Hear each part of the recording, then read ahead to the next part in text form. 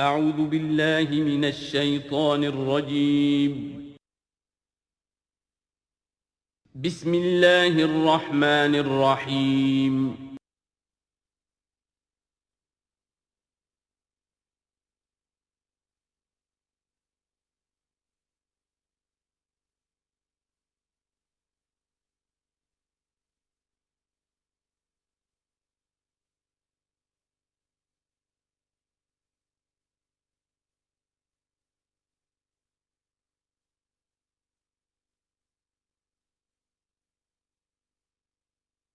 نحمده ونصلي على رسوله الكريم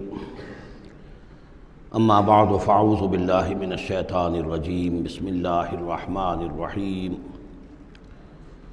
واتل ما اوحي اليك من كتاب ربك لا مبدل لكلماته ولن تجد من دونه ملتحدا واصبر نفسك مع الذين يدعون ربهم بالغداة والعشي يريدون وجهه ولا تعد عيناك عنهم تريد زینة الحیاة الدنیا ولا تطع من اغفلنا قلبه عن ذکرنا واتبع هواه وكان امره فرطا وقل الحق من ربكم فمن شاء فليؤمن ومن شاء فليكفر انا اعتدنا للظالمين نارا احاط بهم سرادقها صدق اللہ العظیم۔ اور پڑھا کرو اس میں سے کہ جو وحی کیا گیا ہے آپ کی جانب آپ کے رب کی کتاب میں سے، اس کی باتوں کا بدلنے والا کوئی نہیں، اور نہیں پاؤ گے تم اپنے لیے اس کے سوا کوئی اور جائے پناہ۔ تھامے رکھو، روکے رکھو اپنے آپ کو ان لوگوں کے ساتھ جو پکارتے ہیں اپنے رب کو صبح و شام اور چاہتے ہیں اس کی رضا، طالب ہیں اس کے روئے انور کے، اور نہ دوڑیں آپ کی نگاہیں ان سے ہٹ کر آپ کے دنیا کو یہ محسوس ہو، یہ مغالطہ ہو کہ ترید و زینت الحیات الدنیا۔ یہ ذرا مشکل مقام ہے قرآن مجید کا کہ بظاہر تو الفاظ یہ ہیں کہ آپ کی نگاہیں دنیا کی زیبائش اور آرائش کی تلاش میں ان فقراء اور غرباء سے ہٹ کر امراء کی طرف نہ اٹھیں، لیکن ظاہر بات ہے کہ حضور صلی اللہ علیہ وسلم کی یہ شان نہیں تھی، لہذا اس میں جو بات سمجھ میں آتی ہے وہ یہ ہے کہ ایسا نہ ہو کہ آپ کے التفات کی وجہ سے دنیا یہ محسوس کرے کہ ان کی نگاہ میں بھی وقت اور اہمیت جو ہے وہ دنیاوی مال و دولت اور اسباب کی ہے۔ کسی داعی حق کے لیے یہ معاملہ بہت ہی نازک ہوتا ہے کہ ایک طرف جو حالات و واقعات ہیں اس کے اعتبار سے، جو حقائق ہیں اس کے اعتبار سے، معاشرے کے جو اونچے طبقات ہوتے ہیں، جو وہاں سرداری یا کسی اور طرح کی سربراہی کے منصب پر فائز ہوں یا ان کے پاس فراوانی ہو دولت کی، اب ظاہر بات ہے کہ ان کا ایک اثر و رسوخ ہوتا ہے معاشرے میں۔ ان میں سے کوئی ایک شخص ایمان لے آئے تو وہ بہت سے لوگوں کے برابر ہو جائے گا، جیسے حضرت عمر رضی اللہ اور ابو جہل کو حضور نے دونوں کو پیش کیا اللہ کے سامنے کہ اللہ ان میں سے ایک کو ضرور میری جھولی میں ڈال دے۔ ظاہر بات ہے کہ اس سے اسلام کو تقویت حاصل ہوگی، اور اس سے یہ ہے کہ جن مسلمانوں پر کا قافیہ تنگ ہوا ہے، جن کو ستایا جا رہا ہے، اگر کوئی بڑا آدمی ایمان لے آئے گا تو ان کو بھی سہارا ملے گا، جیسے کہ حضرت عمر اور حضرت حمزہ کے ایمان لانے کے بعد جو غرباء تھے، فقراء تھے اور جو غلام تھے انہیں ستایا جا رہا تھا، انہیں کچھ ریلیف ملا ہے۔ اس حوالے سے ایک طرف تو اس کی ضرورت ہوتی ہے کہ ان کی طرف توجہ کی جائے، التفات رکھا جائے، تاکہ اگر وہ ایمان لے آئے تو اس سے ایمان کو بھی تقویت ہو، اسلام کو تقویت ہو، مسلمانوں کو بھی فائدہ پہنچے۔ دوسری طرف یہ اندیشہ ہوتا ہے کہ غرباء کا دل نہ دکھے، تیسری طرف یہ کہ لوگ یہ نہ سمجھیں کہ یہ بھی زیادہ جو ہے مدارات کرتے ہیں اور زیادہ التفات کرتے ہیں امراء کی طرف، اہم لوگوں کی طرف، گویا کہ ان کی نگاہوں میں بھی دنیا کی انہی چیزوں کی وقت ہے، انہی چیزوں کی اہمیت ہے۔ تو یہ تین طرف کے چیز سمجھیے کہ یہ چکی دو پارٹوں والی نہیں، تین پارٹوں والی ہے، کہ جس میں کوئی داعی جو ہوتا ہے وہ اس مخمصے میں آ جاتا ہے کہ ایک طرف تقاضا یہ ہے خود تحریک کا، دعوت کا، اس جد و جہد کا، اس کے تقاضے یہ ہیں کہ ان کی طرف التفات ہو، ان کی طرف توجہ کی جائے تاکہ ان میں سے کچھ لوگ ایمان لے آئیں تو کام میں سہولت حاصل ہو، مدد حاصل ہو، لیکن دوسری طرف یہ منفی دو اثرات بھی موجود ہیں۔ تو اس کے مابین جو ہے حکم دیا جا رہا ہے حضور صلی اللہ علیہ وسلم کو کہ بہرحال آپ یہ احتیاط کیجئے کہ یہ تاثر نہ ابھرنے پائے کہ محمد کے نزدیک بھی صلی اللہ علیہ وسلم اصل اہمیت جو ہے وہ دولت مند لوگوں کی ہے۔ ولا تطع من اغفلنا قلبه عن ذکرنا، اور مت کہنا مانیے ان لوگوں کا، یہ جیسا کہ میں نے بارہا عرض کیا ہے کہ دباؤ پڑ رہا تھا سرداران قریش کی طرف سے کہ کچھ ہماری بات مان لیجئے، کچھ ہم آپ کی مان لیں گے۔ تو یہاں گویا کہ اس پہ پھر متنبہ کیا جا رہا ہے کہ جن لوگوں کو دلوں کو ہم نے اپنی یاد سے غافل کر دیا ہے، محروم کر دیا ہے، آپ ان کی باتیں سنیں بھی مت، ان کی طرف دھیان بھی مت دیجیے۔ ولا تطع من اغفلنا قلبه عن ذکرنا واتبع هواه وكان امره فرطا وقل الحق من ربکم۔ یہ جو مضمون ابھی ہم نے دوبارہ پڑھا ہے، اس کو آپ دیکھیں گے کہ یہ 21ویں پارے کی آغاز میں پھر دوبارہ آئے گا کہ جب بھی شدید کشاکش کا دور آیا ہے تو اس میں یہی ہدایات اللہ تعالیٰ کی طرف سے آئی ہیں حضور کو اور حضور کی وساطت سے تمام اہل ایمان کو، کہ قرآن مجید کے ساتھ تمسک جو ہے اور مضبوط کرو، قرآن مجید کے ساتھ اپنے تعلق کو اور گہرا کرو، اور اس کو پڑھنا اور اس کا جو ہے اس کے ساتھ جو ہے اپنے اوقات کا بسر کرنا، اس میں اور اضافہ کرو، اسی سے تم ان شدائد اور مصائب کا مقابلہ کر سکو گے۔ وَقُلِ الْحَقُّ مِن رَبِّكُمْ، اور کہہ دیجئے یہ حق ہے میرے رب کی طرف، تمہارے رب کی طرف سے جو میں پیش کر رہا ہوں۔ فَمَن شَاءَ فَلْيُؤْمِنْ وَمَن شَاءَ فَلْيَكْفُرْ، تو اب جو چاہے ایمان لائے، جو چاہے کفر کرے۔ یہ بالکل وہی بات ہے جو سورۃ الدہر میں کہی گئی ہے کہ اما شاکرا و اما کفورا، ہم نے پورا اختیار دے دیا، انا ہدیناہ السبیل اما شاکرا و اما کفورا، یہ اختیار ہم نے انسان کو دیا ہے، چاہے شکر گزار بندہ بنے، چاہے کفران نعمت کی روش اختیار کرے۔ تو یہاں انداز یہ ہے کہ آپ ان کفار سے کہہ دیں کہ میں دعوت پیش کر رہا ہوں، اب تمہیں ایمان لانا ہے لاؤ، کفر کرنا ہے کفر کرو، لیکن بین کی کوئی بات نہیں ہو سکتی، کوئی گیو اینڈ ٹیک، کوئی جو ہے کمپرومائز، یہ ممکن نہیں ہے۔ قل الحق من ربکم، ٹیک اٹ اور لیو اٹ، یہ حق ہے تمہارے رب کی طرف سے، چاہے اسے چھوڑ دو تو پورے کو چھوڑنا ہوگا، قبول کرنا ہے تو پورے کو کرنا ہوگا۔ فمن شاء فلیؤمن ومن شاء فلیکفر، انا اعتدنا للظالمین نارا، ہم نے ظالموں کے لیے، کافروں کے لیے، مشرکوں کے لیے آگ تیار کر رکھی ہے، احاط بہم سرادقھا، اس کی قناتیں ان کا احاطہ کر لیں گی، وہ قناتوں کی شکل میں آگ ہوگی، ان کو گھیرے میں لے لیں گی۔ وَإِن يَسْتَغِيثُوا، اور اگر وہ پیاس سے جہاں بلب ہو کر پانی مانگیں گے، يُغَاثُوا بِمَاءٍ كَالْمُهْلِ يَشْفِي الْوُجُوهَ، تو انہیں ایسا پانی دیا جائے گا پینے کے لیے کہ جیسے بھول، یہ جو محل کے ترجمے کئی کیے گئے ہیں، کھولتے تیل کی تلچھٹ، لاوا، پگھلا ہوا تانبا اور پیپ وغیرہ، مان سدید، ان میں، اور وہ اتنا گرم ہوگا یشوی الوجوہ کہ ان کے چہروں کو بھون دے گا۔ بیس الشراب، بہت ہی بری شے ہوگی پینے کی، وساعت مرتفقہ، اور یہ ان کے لیے ان کی آرام گاہ جو بنے گی جہنم، بہت ہی بری آرام گاہ ہوگی۔ اس کے برعکس وہی سائملٹینیس کنٹراسٹ کا اسلوب، ان الذین آمنوا وعملوا الصالحات، جو لوگ ایمان لائیں اور نیک عمل کریں، انا لا نضیع اجر من احسن عملا، ہمارا یہ اصول نہیں ہے کہ جو لوگ اچھے عمل کریں ان کے اجر کو ہم ضائع کر دیں، ان کا اجر بھرپور انہیں ملے گا۔ اولئک لہم جنات عدن تجری من تحتہم الانہار، یہ وہ لوگ ہیں کہ جن کے لیے ہیں وہ رہنے والے باغات، ریزیڈینشل گارڈنز، جن کے دامن میں ندیاں بہتی ہوں گی، یحلون فیہا من اساور من ذہب، انہیں پہنائے جائیں گے وہاں کنگن سونے کے، ویلبسون ثیابا خضرا من سندس، اور ان کو وہ پہنیں گے وہاں پر کپڑے سبز رنگ کے، باریک ریشم کے اور گاڑھے ریشم کے، یعنی اوپر کا لباس جو ہوگا وہ باریک ریشم کا ہوگا اور جو نیچے کا لباس ہوگا وہ گاڑھے ریشم کا ہوگا۔ متکئین فیہا علی الارائک، اور وہ وہاں پر تکیہ لگائے ہوئے، ٹیک لگائے ہوئے بیٹھے ہوں گے تختوں کے اوپر۔ نعم الثواب، کیا ہی اچھا بدلہ ہوگا، وحسنت مرتفقہ، اور کیا ہی خوب ان کے لیے آرام گاہ ہوگی۔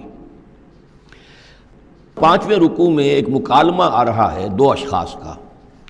ایک شخص وہ ہے کہ جس کو اللہ نے دنیاوی نعمتیں جو بھی اس دور کی تھیں بھرپور دی ہیں، مادی وسائل بھرپور دے رکھے ہیں، اور وہ اس قدر اس کا معاملہ ٹھیک چل رہا ہے کہ ہوتے ہوتے اس کی نگاہ اب اللہ کی طرف سے ہٹ کر ان مادی اسباب و وسائل ہی پر جم گئی ہے، اس کا توکل اور اعتماد اسی پر قائم ہو گیا ہے۔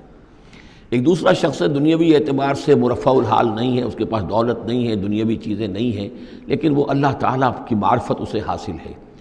وہ اس دولت مند آدمی کو کوئی نصیحت کرتا ہے کہ تم اللہ کو بھول گئے ہو، تمہیں چاہیے کہ ہم تمام چیزوں کے اوپر جو بھی اللہ نے تمہیں دی ہے اس کا شکر ادا کرو، اس کا حق ادا کرو۔ لیکن اس نے اپنے گھمنڈ میں آ کر اسے بہت تلخ جواب دیا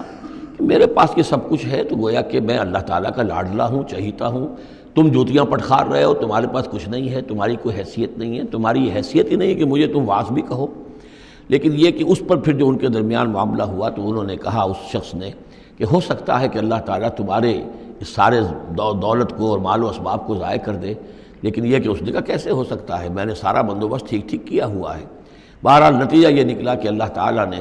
اس کی اس پوری دولت کو ایک طریقے سے ضائع کر دیا، اور پھر وہ اپنے ہتھیلیاں ملتا رہ گیا، کف افسوس ملتا رہ گیا، اور اس نے کہا ہائے کاش کہ میں نے اپنے رب کے ساتھ شرک نہ کیا ہوتا۔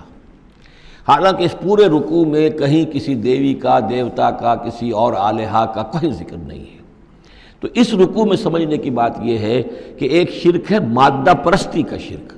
مادی اسباب و وسائل پر اتنا تکیہ ہو جائے، اتنا توکل ہو جائے، اتنا اعتماد ہو جائے کہ پھر اللہ تعالیٰ کو انسان بھول جائے، مسبب الاسباب پر سے نگاہ ہٹ جائے، اور وہ سمجھے کہ سارا اعتماد اور توکل میرا ان مادی اسباب و وسائل پر ہے۔ تو یہاں گویا کہ اس نے ان مادی وسائل و اسباب ہی کو اپنا معبود بنا لیا ہے۔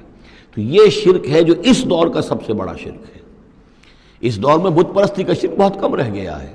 اب ستارہ پرستی کا شرک کہاں رہ گیا ہے؟ کون لوگ ہیں جو ستاروں کو پوجتے ہیں؟ اب تو انسان سمجھتا ہے ستاروں تک تو ہم پہنچ ہی جائیں گے، ہمارا علم تو پہنچ ہی چکا ہے، چاند تک ہم اتر آئے ہیں، اب چاند کو کون پوجے گا؟ یہ جو اب ساری جو ہے اب جو پوجا پاٹ ہو رہی ہے وہ تو مادہ پرستی کی ہے، وہ دولت کی ہے، وہ در حقیقت یا وہ نظریاتی طور پر وطن پرستی ہے، اس کا ایک شرک ہے۔ تو یہ اس دور کے شرک کو سمجھنا بہت ضروری ہے، اور یہ رکوع اس اعتبار سے کہ اس میں کسی دیوی دیوتا کا ذکر نہیں ہے۔ تو شرک کون سا کیا اس نے؟ وہ شرک یہی ہے کہ اس نے دنیاوی مال و اسباب اور مادی اسباب و ذرائع کے اوپر اپنے سارے توکل کو جو ہے اس کے ساتھ منسلک کر دیا، یہی گویا کہ اس کو معبود بنا لینا ہے۔ وَاضْرِبْ لَهُم مَثَلَ الرَّجُلَيْنِ، ان کے لیے بیان کیجئے دو اشخاص کی مثال۔ جعلنا لأحدهما جنتین من اعناب، ان میں سے ایک کو ہم نے دیے تھے دو باغ انگوروں کے،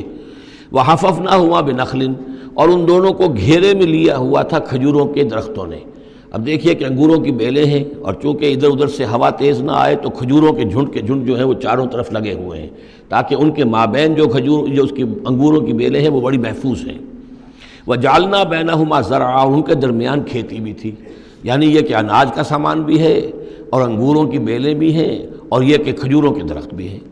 کلتا الجنتین آتت اکلہا، اور وہ دونوں باغات اپنا پھل دیتے تھے، ولم تظلم منہ شیئا، سال بسال پھل آ رہا ہے، سال ہر سال ہو گئے، ہر سال پھل آ رہا ہے، اس میں کوئی کمی نہیں کرتے تھے۔ جب یہ چیز چلتی رہتی ہے تو آدمی کا خود بخود ایک توکل جو ہے وہ اس چیز کے ساتھ وابستہ ہو جاتا ہے، وہ بھول جاتا ہے کہ اس کی اللہ تعالیٰ کے فضل و کرم سے ہے یا اللہ کے اذن سے ہے، بلکہ یہ کہ وہ انہی چیزوں کو سمجھ بیٹھتا ہے کہ یہ دائم ہے اور قائم ہے۔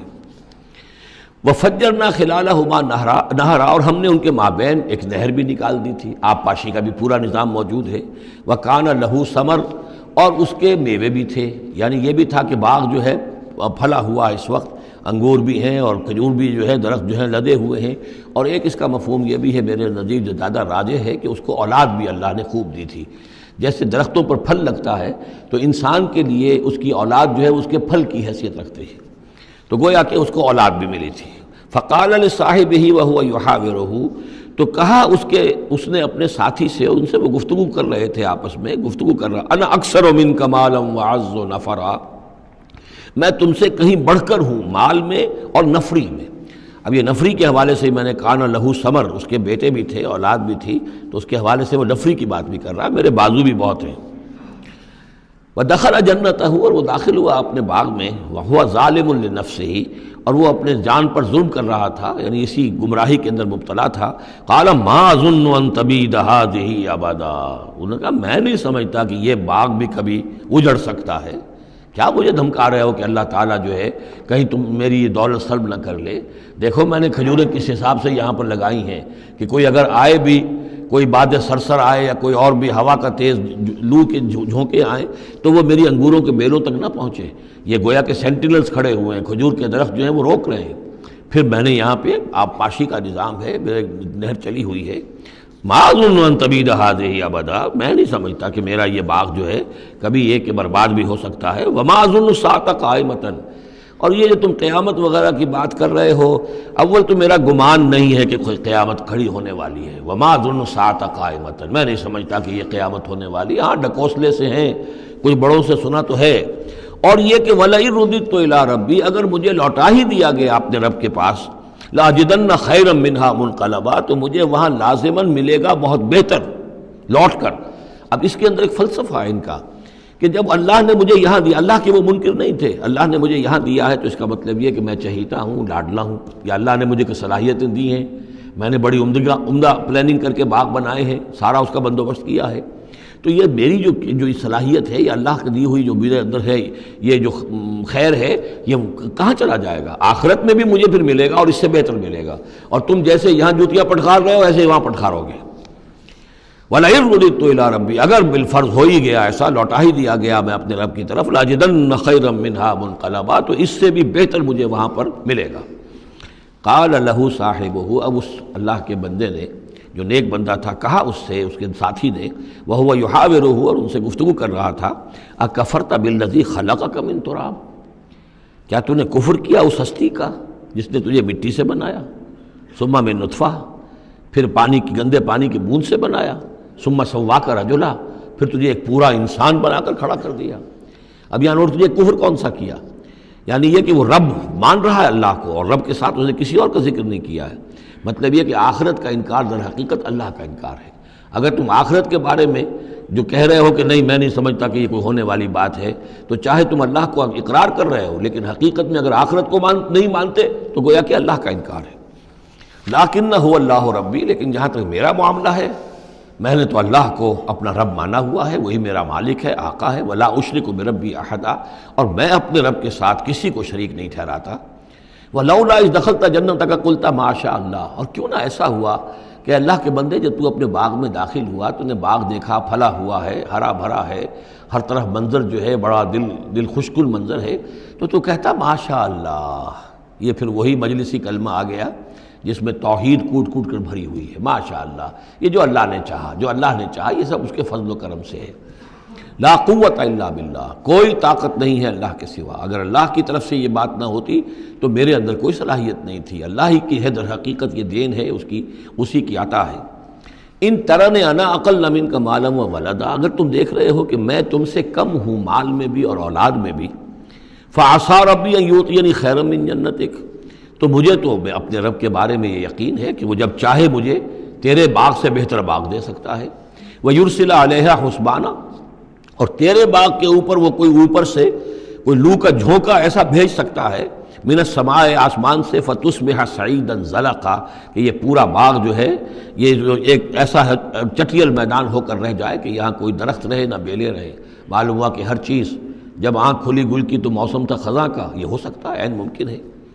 اور یصبح ماؤہا غوراً، یا اللہ آسمان سے کوئی ایسی نہ بھی بھیجے کوئی چیز بلا، تو اس کا پانی ہی جو تمہارا یہ جو چشمہ چل رہا ہے، وہ پانی ہی اگر زمین کے اندر گہرا اتر جائے، یہ چشمہ خشک ہو جائے، فلن تستطیع لہ طلبا، اور پھر تو پانی کہیں سے لا نہ سکے، تو یہ باغ خود بخود اچڑ جائے گا۔ یہ سارے امکانات ہیں، مسبب الاسباب نے تمہارے لیے اس وقت سارے اسباب جمع کر رکھے ہیں، جب چاہے گا ان میں سے کسی ایک سبب کی بھی اگر تناب کھینچ لے تو یہ سارا معاملہ جو ہے یہ تو شیش محل کی طرح کا ہے، ایک ہی جو پتھر ہے وہ اس سب کو چکنا چور کر دے گا۔ وَأُحِيطَ بِثَمَرِهِ، معلوم ہوتا کہ وہ بہت ہی کوئی اللہ کا پہنچا ہوا شخص تھا، جو اللہ کا دوست تھا، اور اس کا دل دکھایا اس شخص نے، جس کو تانا دیا اسے انا خیر من کہ انا اکثر منک مالا و ولدا، تو اس حوالے سے اس کا دل دکھا ہے۔ اور یہ جان لیجئے کہ کسی اللہ والے کا من عادى لی ولیا فاذنته للحرب، تو ایک حدیث قدسی ہے، جو شخص میرے کسی ولی کے ساتھ دشمنی کرے پھر میری طرف سے اس کے خلاف اعلان جنگ ہے۔ تو اس نے چونکہ یہ دل دکھایا ہے، اور فارسی کا ایک شعر بھی بڑا مزیدار ہے کہ ہیچ قوم را خدا رسوا نہ کرد، تا دلے صاحب دلے نامد میں درد، کسی صاحب دل کے دل کو ٹھیس لگتی ہے، درد اس کے اندر پیدا ہو جاتا ہے، صاحب دل ہو، اللہ کی محبت اس کے دل میں ہو اور اسے ٹھیس پہنچے، تو تا دلے صاحب دلے نامد میں درد، ہیچ قوم را خدا رسوا نہ کر، قومیں بڑی رسوا ہو جاتی ہیں کسی ایک اللہ والے کی کہ دل جو ہے اس کی دل کو اگر تکلیف پہنچے۔ تو وَأُحِيطَ بِثَمَرِهِ، اس کا سارا ثمر سمیٹ لیا گیا، اللہ تعالیٰ نے جو کچھ اس کو دیا تھا وہ سلب کر لیا، باغ بھی ختم ہوا، اولاد بھی ختم ہوئی۔ فَأَصْبَحَ يُقَلِّبُ كَفَّيْهِ عَلَى مَا أَنفَقَ فِيهَا، تو وہ رہ گیا اپنے ہاتھوں کو ملتا ہوا، اپنی ہتھیلیوں کو ملتا ہوا، جسے ہم کہتے ہیں کفِ افسوس ملنا۔ یقلب کفیہ علی ما انفق فیہا، جو کچھ اس نے خرچ کیا تھا، انویسٹ کیا تھا، محنت کی تھی، کتنا عرصہ لگا تھا اس باغ کے پلاننگ میں، باغ کو اس نے لگایا تھا، کہاں کہاں سے پودے لایا ہوگا، ما انفق فیہا وہی خاویۃ علی عروشہا، اور وہ باغ جو ہے گرا پڑا ہوا تھا اپنی چھتریاں کے اوپر، کیونکہ جو انگور کی بیلیں ہوتی ہیں وہ ٹٹیاں ہوتی ہیں، چھتریاں ہوتی ہیں، وہ سب اوندھی پڑی ہیں۔ وَيَقُولُ يَا لَيْتَنِي لَمْ أُشْرِكْ بِرَبِّي أَحَدًا، اور اس وقت وہ کہہ رہا تھا ہائے میری شامت، کیا کاش کہ میں نے اپنے رب کے ساتھ شرک نہ کیا ہوتا۔ اب یہ کون سا شرک ہے؟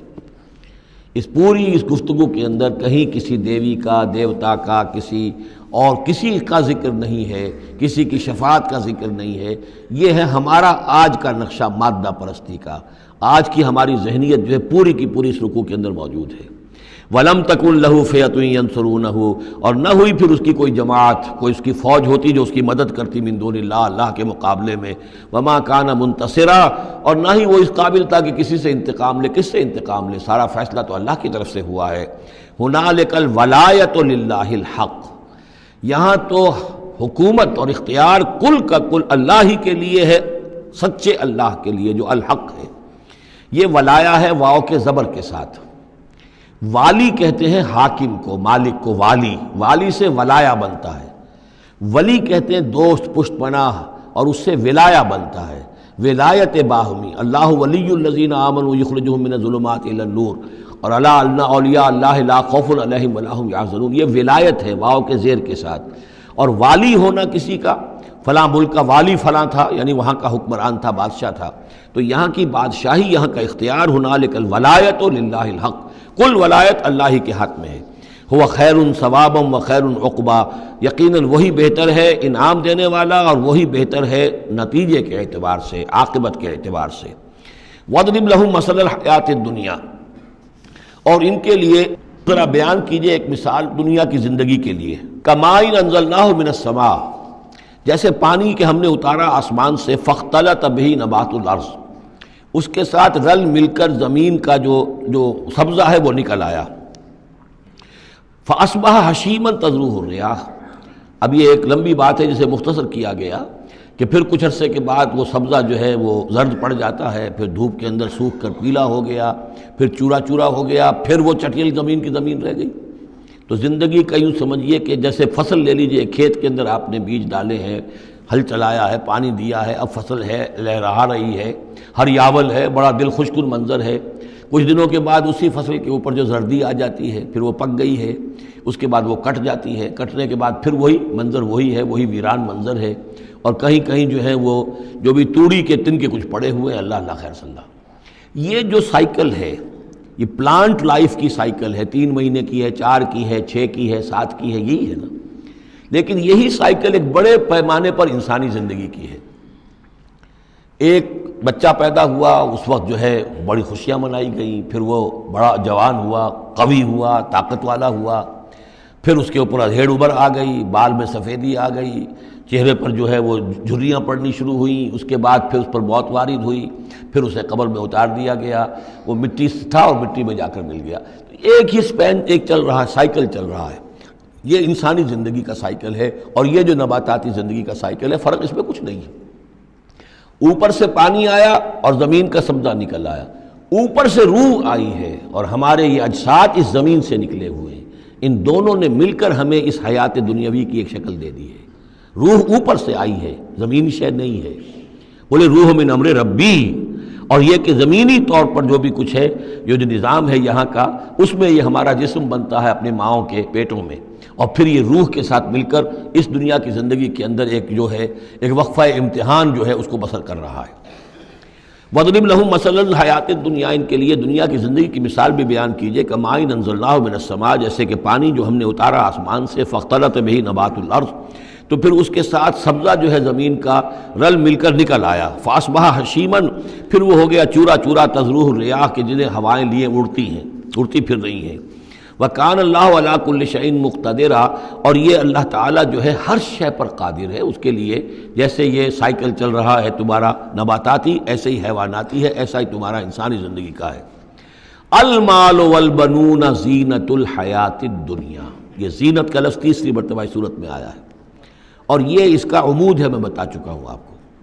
انا جعلنا ما علی الارض زینۃ لہا لنبلوہم ایہم احسن عملا، پھر آیا ترید و زینت الحیات الدنیا. نبی دیکھیے کہیں لوگوں کو گمان نہ ہو کہ محمد بھی دنیا کی زندگی کی زیبائش اور آرائش ہی پر ریجھے ہوئے ہیں، معاذ اللہ صلی اللہ علیہ وسلم. اب یہاں فرمایا یہ دنیا کی زندگی جو تمہاری ہے اس میں اولاد اور مال یہ تمہارے لیے زیبائش ہے، آرائش ہے، لیکن کتنی دیر کی؟ صرف اس زندگی کا معاملہ ہے.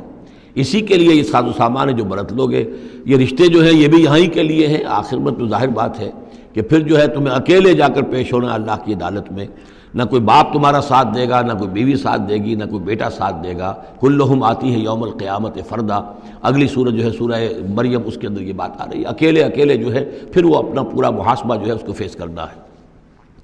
المال والبنون زینت الحیات الدنیا. مال اور بیٹے یہ دنیا کی زندگی کی رونق ہیں. والباقیات الصالحات، باقی رہنے والی تو نیکیاں ہیں. نیکی کوئی کمائی ہے اس 30 سال میں، 40 سال میں، 50 سال میں، تو ان کے لیے بقا ہے. مال کے لیے کوئی بقا نہیں ہے. الباقیات الصالحات خیر عند ربک ثواب و خیر عملا. وہ یقیناً بہتر ہیں تیرے رب کے نزدیک ثواب کے اعتبار سے، بدلے کے اعتبار سے بھی، اور توقع اور امید کے اعتبار سے. امید اگر کوئی لگانی ہے تو یہ مال اسباب سے نہ لگاؤ. امید اگر لگانی ہے تو اولاد سے نہ لگاؤ. امید لگانی ہے تو کوئی نیکی اگر ہے اور آخرت میں اس کا اجر و ثواب کی توقع ہے تو تمہارے لیے سہارا جو ہے اصل بننا چاہیے وہ. وَيَوْمَ نُسَيِّرُ الْجِبَالَ. اب یہ قیامت کا نقشہ کھینچا جا رہا ہے. اور جس دن کہ ہم چلائیں گے پہاڑوں کو، وَتَرَى الْأَرْضَ بَارِزَةً، اور تم دیکھو گے کہ زمین بالکل ننگی ہو گئی ہے. کوئی اونچائی نہیں رہی، کوئی نیچائی نہیں رہی، کوئی اونچ نہیں، کوئی ٹیڑھ نہیں، کچھ نہیں، سیدھی چٹیل. پہاڑ چل جائیں گے تو ظاہر بات ہے کہ یہ اونچائیاں ختم ہو جائیں گی. وَحَشَرْنَاهُمْ، اور ہم ان سب کو جمع کریں گے. وَلَمْ نُغَادِرْ مِنْهُمْ أَحَدًا، اور ان میں سے ایک کو نہیں چھوڑیں گے. کوئی بھی نسل انسانی کا جو حضرت آدم سے لے کر اور قیامت کے آخری ساعت تک جو لوگ بھی پیدا ہوں گے سب کے سب موجود ہوں گے. وَعُرِضُوا عَلَىٰ رَبِّكَ صَفًّا، اور پیش کیے جائیں گے اپنے رب کے سامنے صفیں باندھے ہوئے. لَقَدْ جِئْتُمُونَا كَمَا خَلَقْنَاكُمْ أَوَّلَ مَرَّةٍ، یہ پہلے بھی مضمون آ چکا ہے. آ گئے ہونا ہمارے پاس جیسے کہ ہم نے پیدا کیا تھا پہلی مرتبہ. پہلی مرتبہ کب؟ عالم ارواح میں. وہ اکٹھے تھے سب کے سب. بعد میں جو دنیا میں پیدائش ہماری ہوئی ہے یہ تخلیق ہے دوسری مرتبہ. یہ زمینی تخلیق کے ساتھ روح کو جوڑ کر جو ہے یہ ہمارا در حقیقت یہ تخلیق ثانی ہے. تخلیق اول جو ہے وہ تو ہماری ارواح کی شکل میں ہوئی، اور وہی شکل میں تھی کہ آدم سے لے کر اگر کل دنیا کی زندگی 15,000 برس ہو، فرض کیجئے آدم کے بعد سے لے کر قیامت تک، تو 15,000 برس تک جتنے انسان نسل آدم میں پیدا ہوئے بیک وقت وہ موجود تھے اس وقت بھی، اور بیک وقت موجود ہوں گے قیامت کے میدان میں بھی. لَقَدْ جِئْتُمُونَا، آ گئے ہو ہمارے پاس، کَمَا خَلَقْنَاكُمْ أَوَّلَ مَرَّةٍ، جیسے کہ ہم نے پیدا کیا تھا تمہیں پہلی بار. بَلْ زَعَمْتُمْ أَن لَّن نَّجْعَلَ لَكُم مَّوْعِدًا، اس وقت ہم نے تم سے ایک قول و قرار لیا تھا، لست بربکم قالوا بلا، لیکن اس دنیا کی زندگی میں تمہیں یہ گمان ہو گیا تھا کہ تمہارے لیے ہم کوئی وقت، وعدے کا وقت مقرر نہیں کریں گے، یعنی ملاقات نہیں ہوگی. تم بھول گئے تھے اس ملاقات کو، جی چرا رہے تھے ہم سے ملنے سے. الذین لا یرجون لقاءنا، جو ہم سے ملاقات کے امیدوار ہی نہیں ہیں، اس خیال ہی کو ذہنوں سے دور رکھتے تھے کہ کبھی اللہ کے حضور میں حاضری ہے. ووضع الکتاب، اور اعمال نامہ لا کر رکھ دیا جائے گا. وضع، اب وہ اعمال نامہ کیا ہوگا؟ کون سا جائنٹ قسم کا کوئی کمپیوٹر ہوگا؟ ہر فرد نوع بشر آدم کی ہر نسل کا اس میں پورا کارنامہ زندگی محفوظ ہوگا. آپ کو معلوم ہے جیسے کمپیوٹر کے اوپر ایک بٹن دبتا ہے اور وہ سب آ گیا، اور ایک بٹن دبے گا اس کا پورا جو چھپ کر بھی آ گیا. ایک ایک فرد کی پوری زندگی کا ریکارڈ موجود ہے. جیسا کہ میں نے کئی بار عرض کیا، ان چیزوں کا ماننا اب جتنا آسان ہو گیا ہے، آج سے 100 برس پہلے ماننا اتنا آسان نہیں تھا. کس قدر گہرے ایمان بالغیب کی ضرورت تھی. آج تو یہ چیزیں ہمارے حساب کتاب میں آ رہی ہیں. چھوٹے چھوٹے سے بٹن کی طرح کا تو ٹیپ ریکارڈر ہوتا ہے کہ آپ سے ملنے کے لیے کوئی آیا ہے آپ کو پتہ ہی نہیں، اور اس کا جو بٹن ہے جو کوڈ کا آپ بٹن سمجھ رہے وہ ٹیپ ریکارڈر ہے. وہ آپ کے ساتھ جو گفتگو ریکارڈ ہو رہی ہے آپ کو پتہ ہی نہیں. جو صورتحال یہ ہو چکی ہے، ذرا لگائیے کہیں پر اور آپ کو معلوم ہوگا کہ آپ کی ساری گفتگو سن لیجیے آپ. تو یہ ساری ریکارڈنگ کے ہر چیز محفوظ ہو رہی ہے. اعمال نامے میں ہر شے موجود ہے. ووضع الکتاب، اور وہ لا کر اعمال نامہ رکھ دیا جائے گا. کہیں سے وہ کمپیوٹر شاید کس جگہ پر ہے اور وہاں سے وہ انسٹال جو ہے وہاں سے لا کر میدان حشر میں ٹکایا جائے گا. ووضع الکتاب فتر المجرمین مشفقین مما فیہ، تم دیکھو گے اب مجرموں کو ڈر رہے ہوں گے، کانپ رہے ہوں گے کہ اس میں کیا کچھ ہے. وَيَقُولُونَ، اور وہ کہتے ہوں گے یا ویلتنا، ہائے ہماری شامت، ما لہذا الکتاب، یہ کیسا اعمال نامہ ہے، لا یغادر صغیرۃ ولا کبیرۃ، اس نے تو کسی چھوٹی سی چھوٹی بات کو نہیں چھوڑا، نہ کسی بڑی بات کو چھوڑا، الا احصاها، مگر یہ کہ اس کو محفوظ رکھا ہوا ہے. اس نے تو مائنیوٹس ڈیٹیلز کو بھی اومٹ نہیں کیا ہے. کیسا ہی اعمال نامہ، ما لہذا الکتاب لا یغادر صغیرۃ ولا کبیرۃ الا احصاها ووجدوا ما عملوا حاضرا، ما عملوا، اور وہ پائیں گے جو بھی عمل انہوں نے کیا ہوگا اسے موجود. ولا یظلم ربک احدا، تیرا رب کسی پر ظلم نہیں کرے گا. یہ تمہارے اپنے اعمال ہیں. اب دیکھیے یہاں 6 رکوع ختم ہوئے، 7واں رکوع شروع ہو رہا ہے، اور 7ویں رکوع کی پہلی آیت سورہ بنی اسرائیل میں بھی یہی تھی، وَإِذْ قُلْنَا لِلْمَلَائِكَةِ اسْجُدُوا لِآدَمَ فَسَجَدُوا إِلَّا إِبْلِيسَ. بالکل ٹھیک درمیان میں سورہ بنی اسرائیل میں بھی 12 رکوع اس کے ہیں، 12 رکوع اس کے ہیں. سورہ بنی اسرائیل کی 111 آیات ہیں، سورہ کہف کی 110 آیت ہیں. یعنی یوں سمجھیے کہ نہایت حسین، متوازن، ہر اعتبار سے بہت ہی خوبصورت جوڑا ہے. اس کی نسبت زوجیت جو ہے اس سورہ بنی اسرائیل اور سورہ کہف کی بہت نمایاں ہے. میری ایک کتاب ہے، وہ اس میں آخری جو ہے اسی پر بحث ہے، قرآن حکیم کی صورتوں کا اجمالی تجزیہ، جس میں کہ اس کی نسبت زوجیت کو میں نے بڑی تفصیل کے ساتھ، اگرچہ بڑی اختصار ہے لیکن جامعیت کے ساتھ بیان کر دیا ہے. وَإِذْ قُلْنَا لِلْمَلَائِكَةِ اسْجُدُوا لِآدَمَ فَسَجَدُوا إِلَّا إِبْلِيسَ، اور جو یاد کرو جب کہ ہم نے کہا تھا فرشتوں سے کہ جھکو آدم کے سامنے، سجدہ کرو آدم کو، تو ان سب نے سجدہ کیا لیکن نہیں کیا ابلیس نے. کانا من الجن، اب یہاں وہ حقیقت کھول دی گئی جو بقیہ 6 جگہوں پر نہیں ہے، وہ جنات میں سے تھا. فَفَسَقَ عَنْ أَمْرِ رَبِّهِ، فا یہاں پر اب علت کو ظاہر کر رہا ہے. فرشتہ کبھی بھی اللہ کے حکم سے سرتابی نہیں کرتا، فرشتہ اللہ کے حکم کی نافرمانی نہیں کرتا. یفعلون ما یؤمرون لا یعصون اللہ ما امرہم. تو یہ جو نافرمانی اس نے کی ہے اس کی وجہ یہ ہے کہ وہ فرشتوں میں سے نہیں تھا، جنات میں سے تھا. کانا من الجن ففسق عن امر ربہ، تو اس نے وہ نگل بھاگا اپنے رب کے حکم سے، یہ نافرمانی کی اپنے رب کے فرمان کی. افتتخذونہ وذریتہ اولیاء من دونی، تو سوچو اے اولاد آدم، کیا تم اس کو اپنا ولی بناتے ہو اور اس کی نسل کو، اس کی اولاد کو، اس کے چیلوں چاٹوں کو، اس کے ایجنٹوں کو، ان سے دوستیاں گاٹتے ہو، من دونی، مجھے چھوڑ کر. میں تمہارا خیر خواہ، میں نے تمہارے سامنے سارے فرشتوں کو جھکوا دیا، میں نے تمہیں خلافت عرضی عطا فرمائی، تم میری کریشن کا ماسٹر پیس، کلائمیکس، اور تم بدبختو، تم نے مجھے چھوڑ کر دوست بنایا اس شیطان لعین کو اور اس کے ایجنٹوں کو اور اس کی اولاد کو، چاہے وہ اس کے ایجنٹ جو ہیں وہ اس کے صلب سے ہیں، اس کی اولاد سے ہیں، اور یا یہ کہ انسانوں میں سے ہیں. افتتخذونہ وذریتہ اولیاء من دونی، کیا تم اسے اور اس کے اولیاء اور اس کی نسل کے لوگوں کو، اس کی اولاد کو ولی بنا رہے ہو مجھے چھوڑ کر. وہم لکم عدو، جبکہ فی الواقع وہ تمہارے دشمن ہیں. بئس للظالمین بدلا، کتنا برا بدل ہے کہ جو ان ظالموں نے اپنے لیے اختیار کیا ہے. اللہ کو چھوڑ کر ان کی رفاقت، اللہ کی دوستی چھوڑ کر اس شیطان لعین کی دوستی. ما اشہدتہم خلق السماوات والارض ولا خلق انفسہم، میں نے تو ان جنات کو نہ تو انہیں شہید بنایا تھا آسمان اور زمین کی تخلیق کا، اور نہ ان کے اپنی تخلیق کا. وما کنت متخذ المضلین عضدا، اور میں ایسے بہکانے والوں کو اپنا مددگار نہیں بنایا کرتا. یہ جو تم نے ان کو میرے برابر بنا دیا، اس کو مجھے چھوڑ کر انہیں ولی بنا لیا، ان کی دوستی کر رہے ہو، تو آسمان کی اور زمین کی تخلیق میں، بلکہ خود ان کی تخلیق میں وہ کوئی اس کے شاہد نہیں ہے.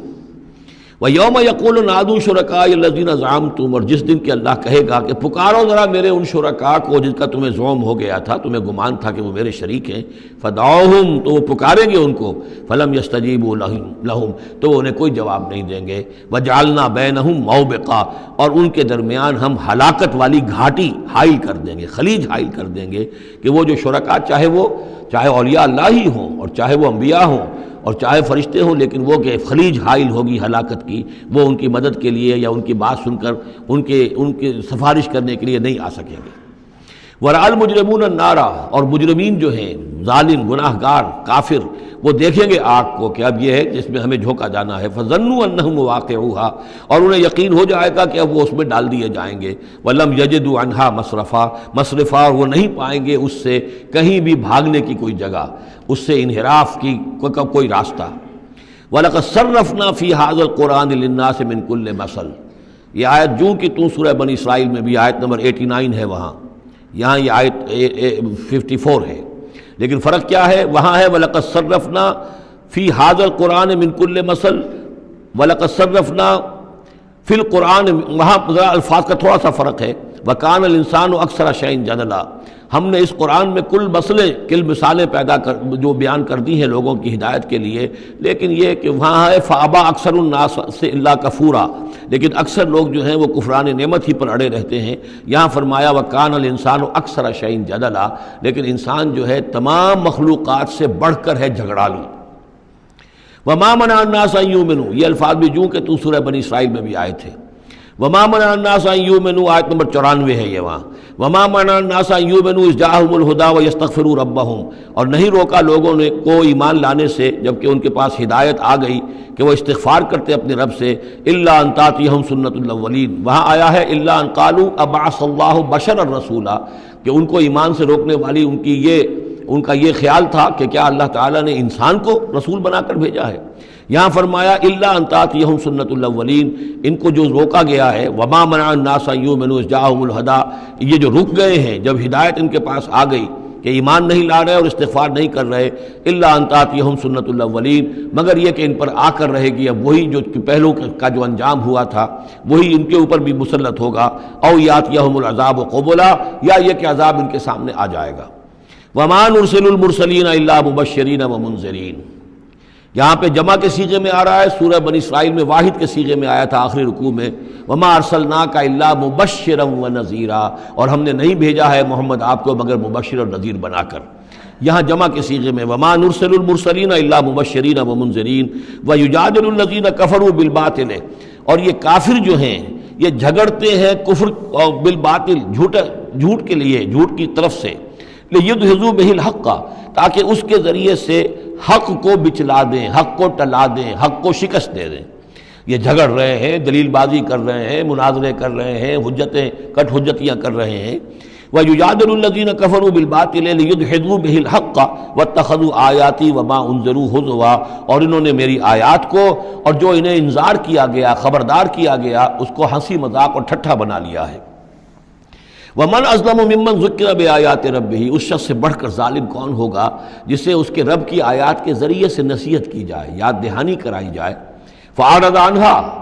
پھر بھی وہ اعراض کرے ان آیات الہیہ سے، وَنَسِيَ مَا قَدَّمَتْ يَدَاهُ، اور بھول جائے کہ اس کے دونوں ہاتھوں نے آگے کیا بھیجا ہوا ہے، کیا کرتوت ہیں جو بھیجے ہوئے ہیں۔ اگر تو ایمان لے آتا، ان آیات سے استفادہ کرتا، اپنے کیے پر پچھتاتا، توبہ کرتا، اس دنیا ہی میں اپنے سابقہ گناہوں کی اللہ تعالیٰ سے معافی لے کر جاتا، لیکن یہ کہ یہاں تو صورت یہ ہے کہ وَمَنْ أَظْلَمُ مِمَّنْ ذُكِّرَ بِآيَاتِ رَبِّهِ، اسے تذکیر کی گئی، نصیحت کی گئی اس کے رب کی آیات سے، فَأَعْرَضَ عَنْهَا، اس نے اعراض کیا، وَنَسِيَ مَا قَدَّمَتْ يَدَاهُ، اور بھولے رہا وہ کہ کیا کچھ اس نے آگے بھیجا ہوا ہے، کیا جھانٹ جکاڑ جو ہے اس نے عاقبت کے لیے تیار کیا ہوا ہے۔ اِنَّا جَعَلْنَا عَلَىٰ قُلُوبِهِمْ أَكِنَّةً أَن يَفْقَهُوهُ، یہ مضمون بھی آ چکا ہے سورہ بنی اسرائیل میں، حجابا مستورا، اور ہم نے ان کے دلوں کے اوپر جو ہے پردے ڈال دیے ہیں۔ انا جعلنا علی قلوبہم اکنۃ ان یفقہوہ، ہم نے ان کے دلوں کے اوپر پردے ڈال دیے ہیں کہ اسے سمجھ نہ پائیں، وفی آذانہم وقرا، اور ان کے کانوں میں ہم نے ثقل پیدا کر دیا، بوجھ پیدا کر دیا کہ یہ سن نہیں سکتے۔ وان تدعوہم الی الہدی، اور اگر آپ پکاریں گے انہیں ہدایت کی طرف دعوت دیں گے، فلن یہتدوا اذا ابدا، تو یہ کبھی بھی ہدایت پانے والے نہیں ہیں۔ یعنی اب ان کے دلوں پر مہر لگ چکی ہے، اب اللہ تعالیٰ کا وہ جو قانون ہے ہدایت و ضلالت کا، اس کی جو آخری دفعہ ہے وہ ان کے اوپر لگ چکی ہے، ان کے اوپر اپلائی ہو چکی ہے۔ وَرَبُّكَ الْغَفُورُ ذُو الرَّحْمَةِ، اور آپ کا رب جو ہے بہت بخشنے والا ہے، بہت رحمت والا ہے۔ لَوْ يُؤَاخِذُهُم بِمَا كَسَبُوا لَعَجَّلَ لَهُمُ الْعَذَابَ،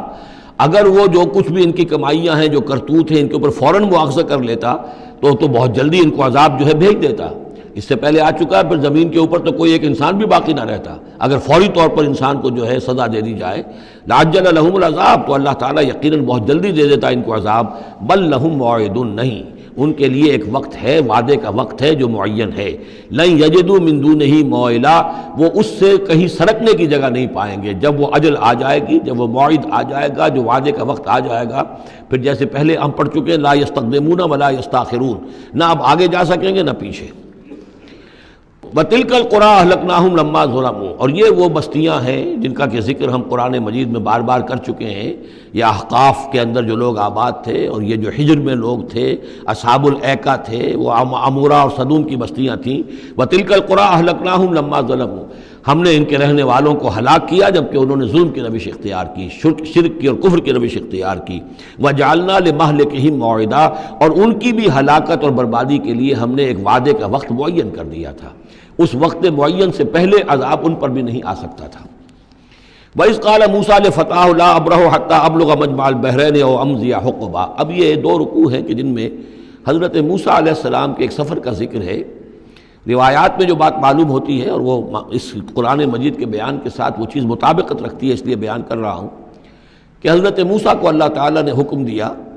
کہ فلاں جگہ پر جاؤ اور وہاں تمہیں ہمارا ایک بندہ ملے گا، اور وہ بندہ جو ہے بہت صاحب علم ہے، کچھ عرصہ اس کے پاس رہو۔ ہو سکتا ہے کہ یہ حضرت موسیٰ علیہ السلام کا بھی ابتدائی دور ہو نبوت کا، اور جیسے کہ اللہ تعالیٰ نے ہمیں معلوم ہے روایات سے 3 برس تک جو حضور صلی اللہ علیہ وسلم کی تعلیم کا بندوبست کیا ہے، ایک فرشتہ جو ہے مستقل جو ہے آپ کے ساتھ رہا ہے، اسی طریقے سے شاید اللہ تعالیٰ نے کسی یا تو فرشتے کو، جسے ہم خضر کہہ دیتے ہیں، یہ بھی کوئی یقین کے ساتھ معلوم نہیں کہ وہ خضر علیہ السلام، قرآن میں ان کا نام نہیں ہے، یہ بھی رائے ہے کہ وہ فرشتے ہیں، یہ بھی رائے ہے کہ وہ انسانوں میں سے کوئی انسان ہے جن کو اللہ تعالیٰ نے بہت لمبی عمر دے دی ہے، جیسے جن کو دے رکھی ہے ایک ابلیس کو، تو انسانوں میں سے ایک اچھے اپنے نیک اور اپنے پسندیدہ اور برگزیدہ انسان کو بھی اس نے بہت بڑی عمر دے رکھی ہے، وہ حضرت خضر ہے۔ واللہ عالم، اس کے بارے میں کوئی تفصیل ہم نہیں جان سکتے، لیکن یہ کہ حضرت موسیٰ علیہ السلام سے کہیں کسی جگہ پر ان کو یہ خیال آ گیا کہ شاید اس وقت روئے ارضی پر سب سے زیادہ علم جو ہے اللہ تعالیٰ نے مجھے عطا کیا ہے، لیکن اس کے لیے پھر ذرا تعدیباً اور تربیتاً اور تعلیماً اب انہیں کہا گیا کہ فلاں ہمارا بندہ فلاں جگہ جاؤ، تمہاری ملاقات ہوگی، کچھ دیر اس کے پاس رہو اور دیکھو کہ وہ اس سے کیا حکمت تم سیکھ سکتے ہو۔ اب اس کے لیے حضرت موسیٰ نکلے ہیں اپنے نوجوان ساتھی خادم کے ساتھ، یوشع ابن نون ان کو ساتھ لے کر۔ وَإِذْ قَالَ مُوسَىٰ لِفَتَاهُ لَا أَبْرَحُ حَتَّىٰ أَبْلُغَ مَجْمَعَ الْبَحْرَيْنِ، اور جب کہا موسیٰ نے اپنے اس نوجوان ساتھی سے جن کا نام یوشع ابن نون ہے کہ میں نہیں باز آؤں گا یہاں تک کہ چلتا رہوں اور پہنچ جاؤں مجمع البحرین تک، جہاں پر کہ دونوں دریا مل جاتے ہیں، او امضیہ حقبا، یا پھر میں چلتا رہوں گا، چاہے وہ مجھے سینکڑوں برس گزر جائیں میں چلتا رہوں گا۔ بتایا گیا تھا مجمع البحرین پر وہ ملے گا، اور خاص نشانی اس کی بتا دی گئی تھی کہ ہمارا وہ بندہ وہاں ملے گا تمہیں۔ اب مجمع البحرین پر بھی اختلاف ہے، ایک کا تو خیال یہ ہے، وہ جو نقشہ میں نے آپ کو دکھایا تھا کہ یہ جو ریڈ سی ہے، اس کی جو 2 کھاڑیاں ہو جاتی ہیں، تو ان کا جو مقام اتصال ہے گویا کہ وہاں بھیجا گیا کہ یہاں پر، لیکن صحیح رائے زیادہ جو ہے وہ یہ ہے کہ یہ جو دریائے نیل آتا ہے مصر میں، تو یہ سوڈان سے آتا ہے، تو 2 دریا مل کر یہ دریا بنتے ہیں، النیل الازرق اور النیل الابیض، ایک سفید رنگ کا پانی ہے اور ایک بھی نیلے رنگ کا پانی ہے۔ یہ نقشہ ہمیں بھی اٹک پر نظر آتا ہے، دریائے سندھ جو تربیلا سے نکل کر پانی آتا ہے وہ نیلے رنگ کا ہے، اور جو دریائے کابل کا پانی آ رہا ہوتا ہے مغرب سے تو اس کا وہ پانی گدلا ہے، اور کافی دور تک پھر ہمیں نظر آتا ہے کہ یہ دریائے کابل کا پانی چل رہا ہے گدلے رنگ کا، اور یہ صاف صاف پانی جو ہے دریائے سندھ کا چل رہا ہے۔ تو اسی طرح کا معاملہ وہاں پر ہے، نیل جو ہے نیلا نیل اور سفید نیل، النیل الازرق اور النیل الابیض، وہاں پر پہنچے ہیں کہیں، یہ یوں سمجھیے خرطوم کے آس پاس، کہ میں اب چلتا جاؤں گا۔ فلما بلغا مجمع بینہما، جب یہ پہنچ گئے اس دونوں دریاؤں کے ملنے کی جگہ پر، نسیا حوتہما، یہ بتا دیا گیا تھا کہ ایک جو مچھلی ہے تل کر اس کو ساتھ لے لینا تاکہ تمہارے وہ غذا کا کام بھی دے گی، اور اسی کو نشانی بنانا تھا اللہ نے بتانے کے لیے کہ کس جگہ پر وہ اس شخص سے ملاقات ہوگی۔ جب وہ پہنچے ان دونوں کی مجمع کے مقام پر، نسیا حوتہما، تو انہوں نے بھول گئے اپنی اس مچھلی کو، فاتخذ سبیلہ فی البحر سربا، اور وہ مچھلی جو ہے وہ زندہ ہو کر، حالانکہ بھنی ہوئی تھی تلی ہوئی تھی، وہ زندہ ہو کر اور اس نے وہ سرنگ سی بنا کر اور سمندر میں چلی گئی۔ فلما جاوزا، اب یہ نقشہ جو ہے یہ ان کے جو ساتھی تھے یوشع ابن نون، انہوں نے دیکھا ہے اپنی نگاہ سے کہ یہ معاملہ ہوا ہے، لیکن یہ کہ اس کا تذکرہ کرنا حضرت موسیٰ علیہ السلام سے بھول گئے۔ فلما جاوزا، جب وہ وہاں سے آگے نکل گئے، قال لفتاہ آتنا غداءنا، انہوں نے اپنے اس نوجوان ساتھی سے کہا، خادم سے، کہ بھائی ہمارا وہ کھانا لے آؤ، ناشتہ لے آؤ، لقد لقینا من سفرنا ھذا نصبا، اب ہمیں اس سفر سے کوئی تکان طاری ہو گئی ہے، ایگزاسشن ہو رہی ہے۔ اور یہاں یہ نقطہ بیان کیا ہے مفسرین نے کہ چونکہ اس اصل مقام سے آگے نکل آئے تھے اس لیے اب تکان ہوئی ہے، ورنہ جو مقام تک پہنچنا تھا وہاں تک انہیں تکان کا کوئی احساس نہیں ہوا۔ قال ارأیت اذ اوینا الی الصخرۃ، اس نوجوان نے یہ کہا خادم نے کہ آپ دیکھیے جب ہم اس چٹان کے پاس تھوڑی دیر کے لیے رکے تھے سستانے کے لیے، فإنی نسیت الحوت، تو میں اس مچھلی پر نگاہ رکھنا بھول گیا، اس کی حفاظت کرنا بھول گیا، وما انسانی الا الشیطان ان اذکرہ، اور شیطان نے مجھے بھلائے رکھا کہ میں آپ سے ذکر بھی نہیں کر سکا، واتخذ سبیلہ فی البحر، وہ تو زندہ ہو کر اور اس نے اپنا راستہ بنایا اور سمندر میں اتر گئی یا دریا میں اتر گئی۔ عجبا، بہت عجیب یہ واقعہ تھا جو پیش آیا تھا۔ قال ذالک ما کنا نبغی، اب حضرت موسیٰ نے کہا اسی کے تو ہم تلاش میں تھے، یہی تو نشانی بتائی گئی تھی کہ یہاں پر، اب چلو واپس وہیں۔ فارتدا علی آثارہما قصصا، تو وہ اب لوٹے اپنے نقوش پا کو دیکھتے ہوئے، چونکہ وہیں پہنچنا ہے اب جہاں پر کہ وہ مچھلی جو ہے وہ زندہ ہو کر اور دریا میں اتر گئی تھی۔ فوجد عبدا من عبادنا، اب جو وہاں پہنچے تو پایا ہمارے بندوں میں سے ایک خاص بندے کو، آتیناہ رحمتا من عندنا، ہم نے اسے رحمت عطا کی تھی خاص اپنے پاس سے، وعلمناہ من لدنا علما، اور اسے علم سکھایا تھا خاص اپنے پاس سے۔ یہ علم لدنی ایک اصطلاح ہے جو یہیں سے لفظ اخذ کیا گیا ہے۔ ایک علم وہ ہے جو ہم سیکھتے ہیں، جو بھی پڑھتے ہیں سیکھتے ہیں، تفسیر پڑھی ہے، عربی پڑھی ہے، نحو پڑھی ہے، فقہ پڑھی ہے، یہ علم حاصل ہو رہا ہے، یا جیوگرافی پڑھی ہے، تاریخ پڑھی ہے۔ ایک وہ علم ہے جو اللہ کسی کے دل میں ڈال دیتا ہے بغیر کسی مادی طور پر دنیاوی اعتبار سے کسی تحصیل علم کی مشقت سے گزرے ہوئے، اس کو علم لدنی کہتے ہیں۔ لدن کہتے ہیں نزدیک، لدن اللہ، لدنی، ہم نے اپنے پاس سے، اپنے خاص خزانہ فضل سے، خاص خزانہ فیض سے اسے علم عطا کیا تھا۔ ہم نے اسے رحمت بھی دی تھی، آتیناہ رحمتا من عندنا وعلمناہ من لدنا علما۔ قال لہ موسیٰ، ان سے کہا موسیٰ نے، هل اتبعک، اگر آپ اجازت دیں تو میں کچھ عرصہ آپ کے ساتھ رہوں، علی ان تعلمنی مما علمت رشدا، لیکن اس لیے اس شرط کے ساتھ کہ آپ مجھے بھی سکھائیں کچھ جو آپ کو علم دیا گیا ہے اور جو بڑی سعادت مجھے اللہ نے بتایا ہے کہ آپ کو اللہ نے بڑا عقل، بڑی سمجھ بوجھ اور بڑی حکمت عطا کی ہے۔ قال انک لن تستطیع معی صبرا، انہوں نے کہا کہ دیکھو تم میرے ساتھ رہ کر صبر نہیں کر سکو گے۔ وَكَيْفَ تَصْبِرُ عَلَىٰ مَا لَمْ تُحِطْ بِهِ خُبْرًا، اور کیسے صبر کرو گے اس چیز پر کہ جس کا کہ علم تمہارے پاس نہیں ہے، جس کا تم نے احاطہ نہیں کیا ہے، تمہیں تو بات بڑی غلط لگے گی، عجیب سی لگے گی۔ قَالَ سَتَجِدُنِي إِن شَاءَ اللَّهُ صَابِرًا، حضرت موسیٰ نے کہا کہ نہیں، انشاءاللہ آپ مجھے صابر پائیں گے، میں صبر کروں گا، وَلَا عَصِي لَكَ أَمْرًا، اور میں آپ کی کسی حکم کی خلاف ورزی نہیں کروں گا۔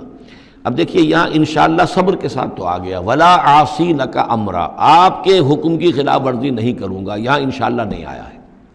اور اسی میں خلاف ورزی ہو گئی، یعنی یہ کہ انہوں نے جو حکم دیا تھا پھر اس کی وہ پابندی نہیں کر پائے۔ ولا تقولن لشیء انی فاعل ذلک غدا، اس کے ساتھ اس کو جوڑ لیجئے جو ہم پڑھا ہے اسی صورت میں، حضور سے کہا گیا تھا کبھی نہ یہ کہیے گا، یہاں بھی کہتے ہیں انشاءاللہ میں کوشش کروں گا، انشاءاللہ اللہ تعالیٰ کے فضل و کرم سے میں آپ کے حکم کی خلاف ورزی نہیں کروں گا۔ قال فإن اتبعتنی، اب یہ حکم ہے ان کا، انہوں نے کہا کہ اگر تم میرے ساتھ چلنا چاہتے ہو، رہنا چاہتے ہو، فلا تسألنی عن شیء، تو کسی چیز کے بارے میں مجھ سے خود مت پوچھنا، حتی احدث لک منہ ذکرا، یہاں تک کہ میں خود اس کے بارے میں کوئی تذکرہ کروں، بس دیکھتے جاؤ جو بھی میرے ساتھ ہو رہا ہے، دیکھتے رہو، آبزرو کرو، چپ رہو، خاموش رہو، میں جب مناسب سمجھوں گا جو اصل حکمت ہے ان چیزوں کی کہ جو تمہارے مشاہدے میں آئیں گی وہ میں تمہیں بتا دوں گا، لیکن تم مجھ سے سوال نہیں کرو گے۔ فانطلقا، اب وہ دونوں چلے، گویا کہ حضرت موسیٰ نے وہ بات مان لی۔ حتی اذا رکبا فی السفینۃ، یہاں تک کہ جب وہ دونوں سوار ہوئے کشتی میں، خرقہا، اب ان صاحب نے، یہ جو صاحب موسیٰ انہیں کہیں یا حضرت خضر کہیں، انہوں نے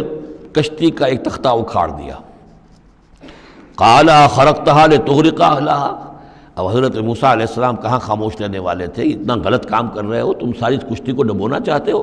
کیا تم نے توڑ ڈالا ہے، پھاڑ دیا ہے اس کشتی کو تاکہ غرق کر دو اس کے اندر جو سوار ہیں ان سب کو؟ لقد جئت شیئا امرا، یہ تو آپ نے ایک بہت غلط کام کیا، بہت بھاری ایک جرم ہے جو آپ سے سرزد ہوا ہے۔ قال الم اقل انک لن تستطیع معی صبرا، انہوں نے کہا کیا میں نے نہیں کہا تھا کہ تم میرے ساتھ صبر نہیں کر سکو گے؟ تو اصل بات سمجھ لیجئے وہ کیا ہے کہ دنیا میں جو ظاہر میں کوئی عمل ہو رہا ہوتا ہے ہم اس کو دیکھتے ہیں، اس کے پیچھے اللہ کی کیا مشیت کام کر رہی ہے وہ ہمیں نظر نہیں آتی۔ بظاہر کوئی شے ہمارے لیے بری ہے، اس کے پیچھے کوئی خیر آ رہا ہے، ہم اس بری چیز کو برا سمجھ کر اور وہ ہم جو ہے نالا و شیون کا معاملہ اختیار کر لیتے ہیں۔ عسیٰ ان تکرہوا شیئا وہو خیر لکم وعسیٰ ان تحبوا شیئا وہو شر لکم واللہ یعلم وانتم لا تعلمون۔ یہ ہے اصل میں وہ بات کہ جو سورہ بقرہ میں ہم نے پڑھی تھی۔ ہو سکتا ہے تم کسی چیز کو برا سمجھو جبکہ حقیقت میں وہ تمہارے لیے بہتر ہو، اور ہو سکتا ہے کہ تم کسی چیز کو اچھا سمجھو حقیقت میں تمہارے لیے وہ مضر ہو۔ اللہ جانتا ہے، تم نہیں جانتے۔ تو تفویض الامر ہونا چاہیے اللہ کی طرف، اے اللہ جو تجھے میرے لیے پسند ہے۔ لیکن یہ جو بھی فرشتے کر رہے ہوتے ہیں، اور ظاہر بات ہے یہ بھی ہو سکتا ہے فرشتے ہوں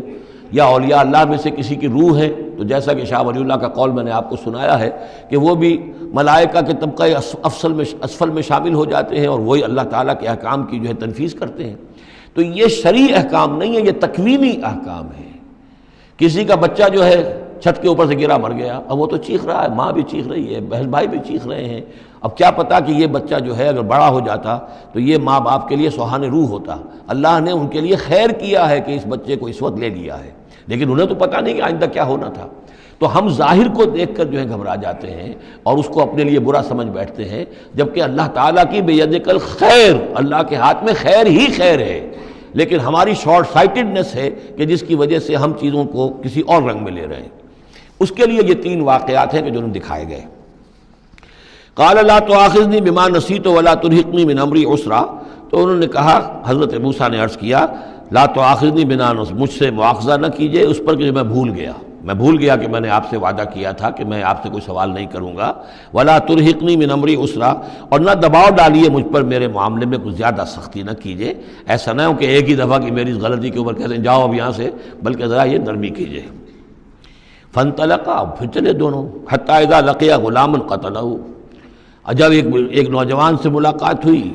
اس نے قتل کر دیا اس کو، حضرت خضر نے۔ قالا قتلت نفسا زکیۃ بغیر نفس، حضرت موسیٰ علیہ السلام پھر بولے یہ کیا کیا آپ نے؟ ایک بے گناہ جان کو آپ نے قتل کر دیا اس کے بغیر کہ اس نے کسی کا خون بہایا ہو۔ لقد جئت شیئا نکرا، یہ تو آپ نے بہت ہی نامعقول حرکت کی ہے۔ قال الم انک لن تستطیع معی صبرا، اب انہوں نے بھی ذرا ڈانٹ کے انداز میں کہا الم اقل لک، کیا میں نے نہیں کہا تھا تم سے کہ تم میرے ساتھ صبر نہیں کر سکو گے؟ قال ان سألتک عن شیء بعدها فلا تصاحبنی، حضرت موسیٰ نے عرض کیا کہ اچھا ٹھیک ہے، اب اگر تیسری مرتبہ مجھ سے غلطی ہو جائے، دوسری مرتبہ اور مجھے معافی دے دیں، اگر اب میں اس کے بعد کوئی آپ سے سوال کروں تو پھر ٹھیک ہے، آپ مجھے اپنے ساتھ نہ رکھیے گا، فلا تصاحبنی، پھر یہ کہ میں اپنا راستہ لے لوں گا۔ قد بلغت من لدنی عذرا، میری جانب سے آپ نے جو ہے حجت قائم کر دی ہے اور آپ عذر جو ہے اب آپ کر سکتے ہیں کہ آپ مجھے اپنے ساتھ نہ رکھیں، یعنی خطا میری ہے۔ فانطلقا، پھر چلے، حتی اذا اتیا اہل قریۃ استطعما اہلہا، اور جب یہاں تک کہ وہ پہنچے ایک بستی والوں کے پاس، وہاں انہوں نے ان سے چاہا کہ وہ انہیں کھانا کھلائیں، مسافر جیسے ہوتے ہیں کہ بھائی ہم لوگ آئے ہیں، مسافر ہیں، آپ کی بستی میں آئے ہیں تو ہمیں کھانا کھلائیے۔ فابوا ان یضیفوہما، تو وہاں کی بستی والوں نے، وہ ایسے کچھ کٹھور اور شقی لوگ تھے، انکار کر دیا ان کی ضیافت سے، انہیں کچھ کھانے کو نہیں دیا۔ فوجدا فیہا جدارا، وہاں انہوں نے دیکھا ایک دیوار، یرید ان ینقضہ، کہ بالکل گرنے کو ہے، ٹوٹنے کو ہے، گرنے کو ہے۔ فاقامہ، تو وہ حضرت خضر نے اس کو سیدھا کر دیا، بنا دیا اور سیدھا کر دیا، مضبوط کر دیا۔ قال لو شئت لاتخذت علیہ اجرا، تو حضرت موسیٰ نے پھر کہا کہ اگر آپ چاہتے، یہ اتنے ناہنجار لوگ، انہوں نے مسافروں کو کھانا تک نہیں دیا اور آپ نے بغیر مزدوری لیے ہوئے ان کا کام کر دیا، ان کی دیوار سیدھی کر دی۔ لو شئت لاتخذت علیہ اجرا، آپ اس پر اجرت طلب کرتے ان سے، اور یہ جو اجرت سے جو ہے بہرحال ہم جو ہے کچھ نہ کچھ کھاتے پیتے۔ قال ھذا فراق بینی و بینک، کہ بس یہ اب میرے اور آپ کے درمیان اب علیحدگی کا وقت ہے۔ سأنبئک بتأویل ما لم تستطع علیہ صبرا، اب میں تمہیں بتائے دیتا ہوں اصل راز اور حقیقت ان چیزوں کا جس پر کہ آپ صبر نہ کر سکے۔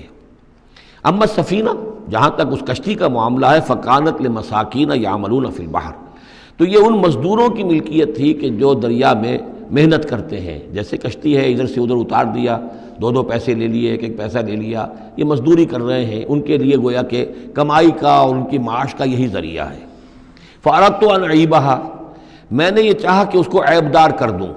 وَكَانَ وَرَاءَهُمْ مَلِكٌ يَأْخُذُ كُلَّ سَفِينَةٍ غَصْبًا، جبکہ آگے جو ہے ایک بادشاہ تھا، حاکم تھا، جو ہر کشتی کو کہ جو ثابت و سالم ہے اسے وہ غصب کر رہا ہے، اس کو جو ہے کنفسکیٹ کر رہا ہے، جیسے آج کل بھی ہوتا ہے ہمارے ہاں، وہ ویگنز جو ہیں وہ پولیس والے روک لیتے ہیں تو اسی طریقے سے وہ جو ہے قبضہ کر رہا ہے ان پر، یاخذ کل سفینۃ غصبا۔ اب وہ دیکھے گا کہ یہ تو ٹوٹی ہوئی کشتی چھوڑ دے گا، تو کشتی میں ایک تختہ لگا لینا تو آسان کام ہے، پوری تختی جا رہی تھی تو میں نے ایک تختہ جو ان کا جو ہے توڑ دیا ہے تاکہ اسے ناقص سمجھ کر وہ بادشاہ جو ہے اسے ریجیکٹ کر دے اور اس کشتی کو نہ لے، تو ان مزدوروں کی پوری کشتی بچ جائے۔ ایک تختہ توڑنے سے تختی بچتی ہے، اور یہ سالم رہتی تختی تو پوری کشتی جا رہی تھی۔ تو میں نے ان کے خیر کے لیے کیا ہے، جس کو تم نے یہ سمجھا کہ شاید میں لوگوں کو ہلاک کرنے کے لیے میں نے یہ قدم اٹھایا ہے۔ وَأَمَّا الْغُلَامُ، اور جہاں تک اس لڑکے کا معاملہ ہے، نوجوان کا، فَكَانَ أَبَوَاهُ مُؤْمِنَيْنِ، اس کے والدین بڑے نیک اور صالح ہیں، والدین دونوں کے دونوں۔ فَخَشِينَا أَن يُرْهِقَهُمَا طُغْيَانًا وَكُفْرًا، اب ظاہر بات ہے کہ حضرت خضر کو معلوم ہوگا کہ اس کے جینز اچھے نہیں ہیں، بڑے شرارتی قسم کے جین اس کے اندر ہیں، اور یہ جب جوان ہوگا تو یہ آوارہ ہو کر اٹھے گا اور بہت سخت ہوگا اور اپنے والدین کے لیے سوہان رو بن جائے گا۔ یرہقہما طغیانا و کفرا، ناشکری اور زبردستی کر کے ان کو عاجز کرے گا، ستائے گا۔ فاردنا یبدلہما ربہما خیرا منہ زکاۃ واقرب رحما، تو ہم نے یہ چاہا کہ ان کا رب ان کے لیے بدل دے، اس سے بہتر اولاد اسے دے، بیٹا دے دے کہ جو اس کے لیے پاکیزگی میں بھی اور شفقت اور رحمت میں بھی اس سے بہتر ہو، جو ان کے لیے بڑھاپے میں سہارا بن سکے۔ تو ہم نے صرف یہ کیا ہے کہ یہ بچہ جو ہے وہ یہ ساری چیزیں جو اللہ کے حکم سے میں کر رہا ہوں، یہ گویا کہ تکوینی امور ہیں جو ہو رہے ہیں، یہ تشریعی امور نہیں ہے، تم شریعت کے حوالے سے دیکھ رہے ہو اور میں یہ تکوینی معاملات کر رہا ہوں اللہ کے حکم کے مطابق۔ اور یہ در حقیقت رحمت ہے، جس کو کہ لوگوں نے یہ سمجھا ہوگا جن کا بچہ جو والدین کا فوت ہو گیا تو ان کے اوپر تو پہاڑ ٹوٹ پڑا ہوگا غم کا، لیکن اصل میں اللہ تعالیٰ نے یہ ان کے خیر کے لیے کیا۔ وَأَمَّا الْجِدَارُ، اور جہاں تک اس دیوار کا معاملہ ہے، فَكَانَ لِغُلَامَيْنِ يَتِيمَيْنِ فِي الْمَدِينَةِ، تو یہ دو غلام لڑکوں کی دیوار ہے جو شہر میں رہتے ہیں۔ وَكَانَ تَحْتَهُ كَنْزٌ لَهُمَا، اور اس دیوار کی جڑ میں ان کے لیے ایک دفینہ ہے۔ وَكَانَ أَبُوهُمَا صَالِحًا، اور ان کا باپ جو ہے وہ بہت نیک آدمی تھا، باپ نیک تھا، عین وہ جو سمجھئے کہ کسی جوانی میں یا کوئی وقت جو ہے وہ اس کی موت کا وقت آ گیا، بچے چھوٹے چھوٹے تھے، اس نے کچھ اپنی پونجی جو ہے گھر کے اندر ایک دیوار کی جڑ کے اندر بنیاد کے اندر دفن کر دی، یہ بڑے ہو جائیں بچے یہ نکال لیں۔ اب چونکہ وہ نیک تھا لہذا اللہ تعالیٰ کی طرف سے اس کا اہتمام ہو رہا ہے۔ دیوار اگر اس وقت گر گئی ہوتی تو یہ خزانہ ظاہر ہو جاتا، اور ابھی وہ بچے جو ہیں وہ چھوٹے ہیں، تو لہذا یہ لوگ جو ہیں بستی والے کتنے ناہنجار ہیں جنہوں نے ہمیں کھانے کو نہیں دیا ہے، وہ کیا یتیموں کے اس مال کا لحاظ کریں گے؟ وہ سارا کا سارا اس مال کو قبضہ کر لیں گے۔ تو میں نے وہ دیوار بنا دی ہے۔ کان ابوہما صالحا، ان کا باپ بہت نیک آدمی تھا۔ فاراد ربک یبلغ اشدہما، تو آپ کے رب کا یہ فیصلہ ہوا کہ یہ دونوں بچے جو ہیں اپنی پوری جوانی کو، پختگی کو، بلوغت کو پہنچ جائیں، ویستخرجا کنزہما، اور پھر وہ اپنا خزانہ نکال لیں۔ رحمتا من ربک، یہ تینوں امور آپ کے رب کی رحمت کا منظر ہے۔ بظاہر جو بھی نظر آ رہا ہے، تو دنیا میں جو حالات و واقعات ہو رہے ہیں یہ حقیقت دنیا کے اعتبار سے ہم اس کے ظاہر کو دیکھتے ہیں، اور ظاہر کے حوالے سے ہی دل گرفتہ ہو گئے، رنجیدہ ہو گئے، نقصان ہو گیا، یہ ہو گیا، ہاں اے فلک پیر جواں تھا ابھی عارف، کیا تیرا بگڑتا جو نہ مرتا کوئی دن اور، مرثیوں پر مرثیے کہے جا رہے ہیں، یہ سب کچھ ہوتا ہے، لیکن یہ کہ یہ پتہ نہیں ہوتا کہ اللہ تعالیٰ کی طرف سے جو بھی ہے وہ خیر ہے، اسی میں بھلائی ہے۔ تو بندہ مومن کا کام کیا ہے؟ تفویض الامر الی اللہ، اپنے معاملات کو اللہ کے حوالے کر دے، راضی برضائے رب، جو اللہ کی طرف سے آیا کہ ہر ساقی ماریخت عین الطافست، رحمتا من ربک، یہ سب کچھ رحمت تھا، رحمت ہے آپ کے رب کی طرف سے۔ وما فعلتہ عن امری، یہ میں نے اپنے جی سے نہیں کیا ہے، میرا فیصلہ نہیں ہے۔ یعنی یہ جو بھی تھے، چاہے فرشتے تھے اور چاہے کوئی نیک انسان ہے جنہیں اللہ نے بہت لمبی زندگی دے دی ہے، چاہے یہ کوئی روح ہے کہ جو انسانی شکل میں پھر آ گئی ہے، کہ جو اللہ تعالیٰ نے کسی ولی اللہ کی روح کو جو ہے وہ طویل زندگی دے رکھی ہے، کوئی بھی ہے، اس سے کوئی فرق واقع نہیں ہوتا، لیکن یہ کہ وہ در حقیقت کارکنان قضاء و قدر کی فوج میں ریکروٹ ہو گئے۔ وہ جو فیصلے کر رہے ہیں، جس کی تنفیذ کر رہے ہیں، اس کا شریعت سے تعلق نہیں ہے، وہ تکوینی امور ہے اللہ تعالیٰ کے۔ ذالک تعویل ما لم تستطع علیہ صبرا، یہ ہے تعویل، یہ ہے اصل حقیقت، یہ ہے اصل راز ان چیزوں کا جس پر کہ اے موسیٰ تم صبر نہ کر پائے۔ اب اس کے بعد جو ایک رکوع میں واقعہ آ رہا ہے ذوالقرنین کا، تو جو بھی 1-2 منٹ ہمارے پاس ہے اس میں میں تھوڑی سی تمہید بیان کیے دیتا ہوں کہ تو ایک سوال یہ بھی تھا کہ ذوالقرنین کون ہے؟ یہ کون ہے؟ یہ سمجھئے کہ اس صدی تک تقریباً 1300 برس تک ہمارے مفسرین ان کے علم میں نہیں تھا کہ کوئی اتنا بڑا بادشاہ رہا ہو جتنا بڑے بادشاہ کا ذکر ابھی ذوالقرنین کے حوالے سے آئے گا۔ تو لہٰذا لوگوں نے یہ سمجھا عام طور پر کہ سکندر اعظم، یہی معلوم تھا سکندر بہت بڑا فاتح تھا، وہ مقدونیہ سے چلا یونان سے اور دریائے بیاس تک آ گیا تک، کتنا بڑا تو اس کو، لیکن یہ کہ اس کی سیرت و کردار جو ہے جو سکندر کی معلوم ہے اس کی کوئی مناسبت ذوالقرنین کے اس کردار سے نہیں ہے۔ ذوالقرنین اصل میں ایران کے بادشاہ تھے، اور ایران اس وقت دو ملکوں میں اوپر میں منقسم تھا۔ اب بھی اگر ابھی کبھی نقشہ دیکھیں گے تو ایک علاقہ جو ہے ایران کا وہ تو ہے جو خراسان کا حصہ ہے، جو اصل ایران ہے اس کو بھی یوں سمجھیے دو حصوں میں، ایک پارس پرانا کہلاتا تھا جس سے فارس کا لفظ بنا ہے، اور دوسرا مادہ تھا، میڈیا یا مادہ۔ تو یہ ایک شخص ایسے ابھرے کہ جنہوں نے ان دونوں کو ملا کر ایک حکومت بنایا، اور وہاں سے سلطنت ایران کا جو یوں سمجھیے کہ جو ان کا ایک سنہرا دور ہے، اور ان کی عظمت و سطوت جس کی کہ وہ بہت زیادہ جس پر فخر کرتے ہیں، اس لیے کہ ایرانی قوم بڑی نیشنلسٹ ہے، نسل پرست ہے، ان کے اندر اپنی تاریخ پر، اپنی روایات پر جو ہے وہ بہت ان کو فخر ہے۔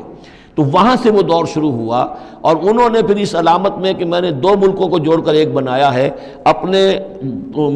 تاج کے اندر دو سینگ لگا لیے تھے، اور وہ جو ہے ذوالقرنین یہ لقب ان کا ہو گیا تھا۔ اس کے حوالے سے سوال کیا گیا، اور اس کے بارے میں تفصیل جو اگلے رکوع میں آئے گی۔ بارک اللہ لی ولکم فی القرآن العظیم ونفعنی وایاکم بالآیات والذکر الحکیم۔